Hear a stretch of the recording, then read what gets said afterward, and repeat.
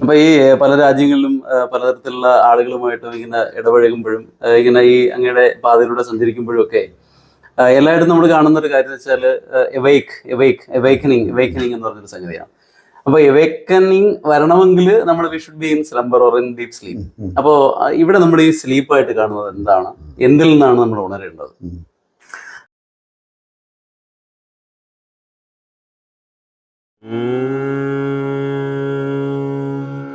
നമഃ ശിവായ.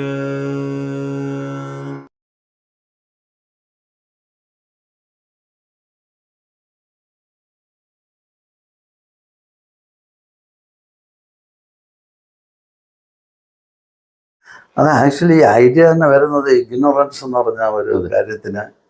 ഇപ്പൊ കണ്ണടച്ചിരിക്കുമ്പോൾ ഇരുട്ടാണ് പൊതുവെ. അപ്പോൾ ഇരുട്ടിൽ നിന്ന് നമുക്ക് പ്രകാശത്തിലേക്കുള്ളൊരു പ്രയാണമാണ് നമ്മുടെ ഈ സ്പിരിച്വൽ സംഭവം എന്ന് പറയുന്നത്. അതുകൊണ്ടല്ലേ ഈ ജ്യോതിർഗമയ എന്ന് പറഞ്ഞ മന്ത്രം തന്നെ. അപ്പൊ നമുക്ക് എന്തോ കാരണം ഈ തമസ് എന്ന് പറയുന്നത് ഈ വെറും ഇരുട്ടല്ല. ഇരുട്ട് നമുക്ക് ദുഃഖമാണ് ഉണ്ണി എന്നൊക്കെ പറഞ്ഞ് പ്രകാശം അങ്ങനെ പറഞ്ഞല്ലോ. അപ്പൊ ഈ ഇരുട്ടെന്ന് പറയുന്നത് കണ്ണ് കാണാൻ വയ്യാത്ത ഒരു സ്ഥലത്തേക്ക് നിൽക്കുകയല്ലേ.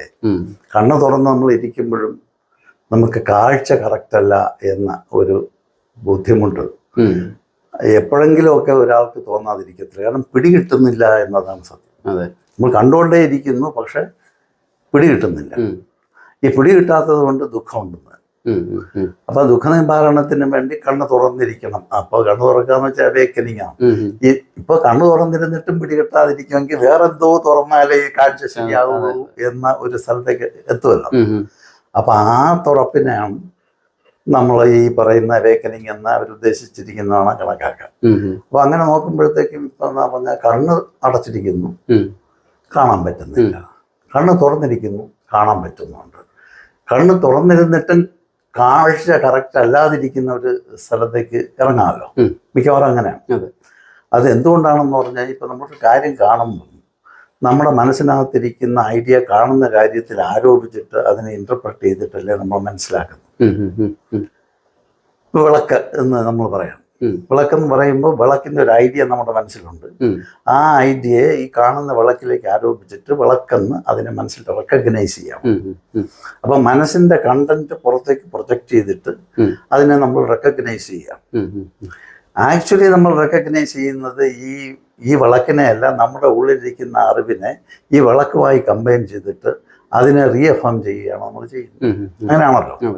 അപ്പൊ അങ്ങനെ ചെയ്തുകൊണ്ടിരിക്കുമ്പോൾ ഈ വിളക്കിനെ നമ്മൾ കാണുന്നില്ല എന്നാണ് സത്യം.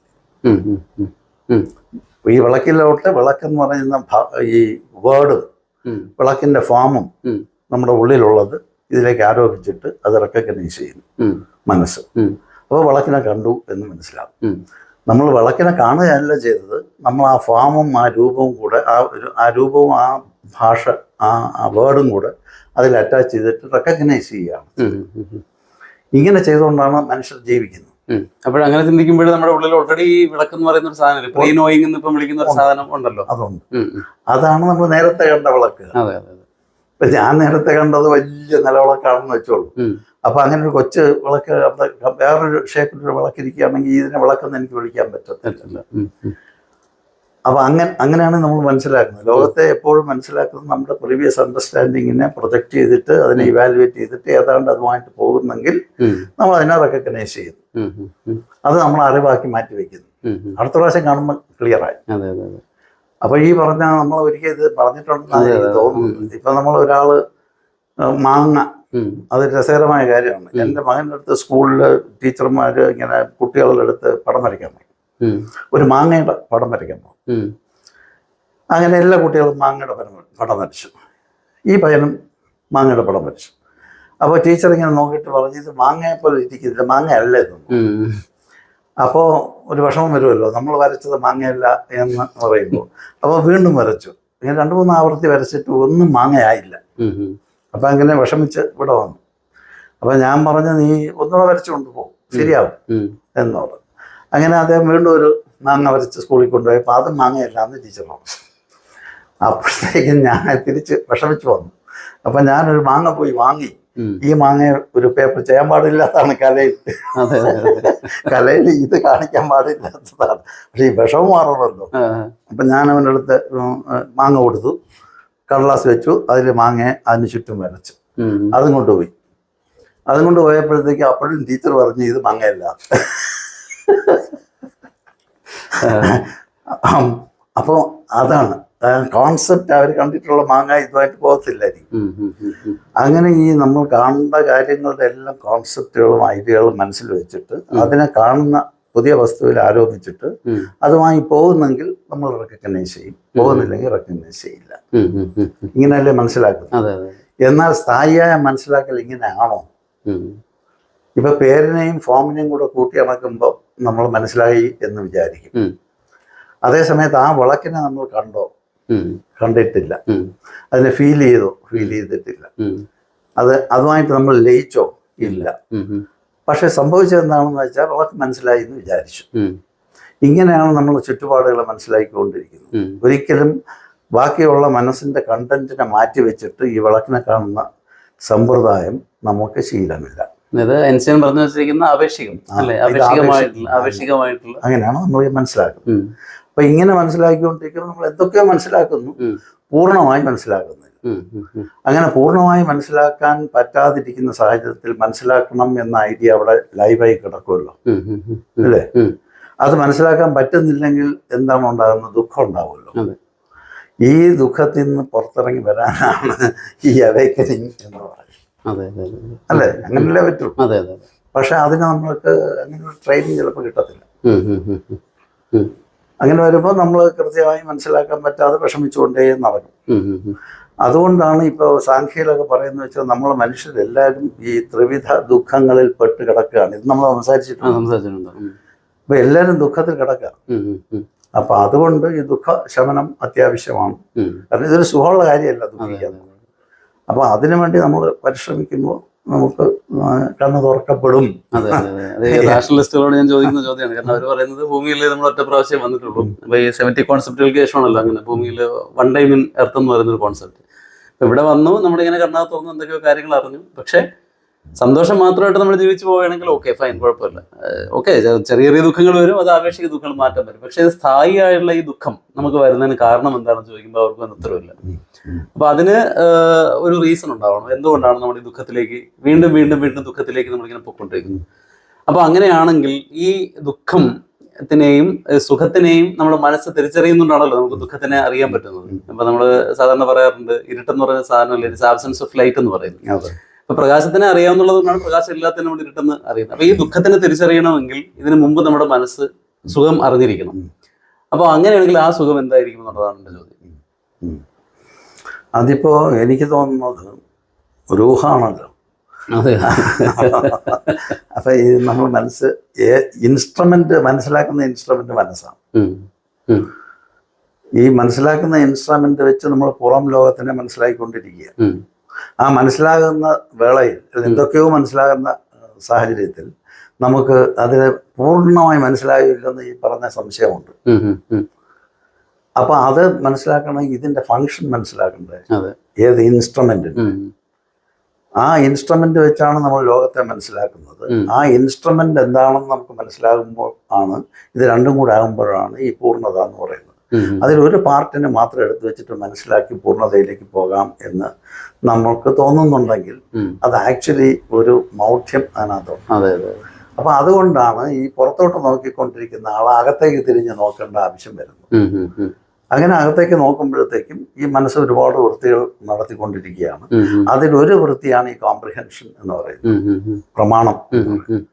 അപ്പൊ അങ്ങനെ പ്രമാണം നടത്തിക്കൊണ്ടിരിക്കുമ്പോൾ മനസ്സിലാക്കാൻ ശ്രമിച്ചുകൊണ്ടിരിക്കുമ്പോൾ ചിലപ്പോൾ പാർഷ്യലായിട്ട് മനസ്സിലാക്കും, പൂർണ്ണമായിട്ട് മനസ്സിലാക്കില്ല. അപ്പൊ അത് തെറ്റിദ്ധാരണയായി മാറും.